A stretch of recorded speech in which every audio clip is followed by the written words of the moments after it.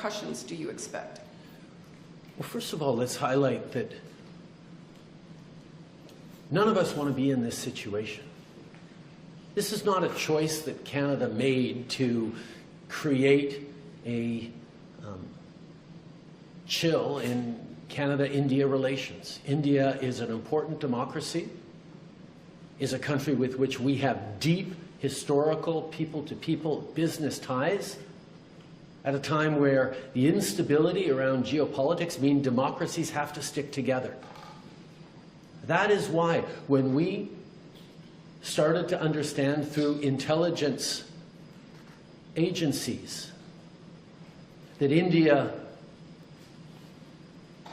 was possibly, if not probably, behind Nijjar's killing, the killing of a Canadian on Canadian soil last summer, our first choice, our first actions were to reach out, yes, to our Five Eyes partners, but also to the government of India, to say, we know this has happened. Work with us to fix this. We don't want to be having this fight, but obviously the killing of a Canadian on Canadian soil is not something that we can ignore as a country. So every step of the way, we have apprised India of what we know. I've spoken directly with Prime Minister Modi.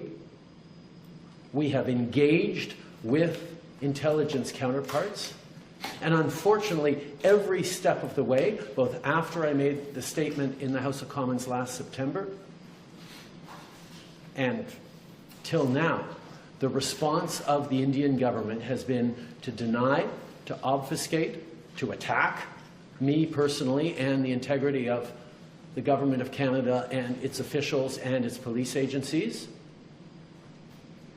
And we have simply said, we're going to allow our agencies to do the work, particularly to move from intelligence collection from agencies to police investigations that result in arrests, trials, and consequences within a rigorous and robust and independent judicial system.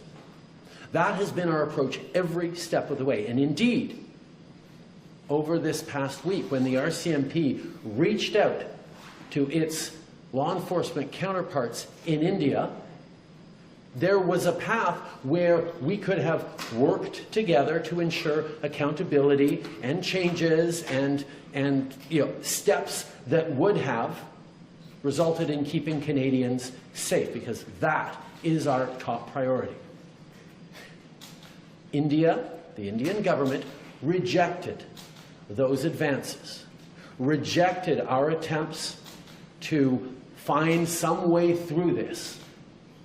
And that brought us to this point of having to disrupt the chain of operations that go from Indian diplomats here in Canada to criminal organizations to direct violent impacts on Canadians right across this country.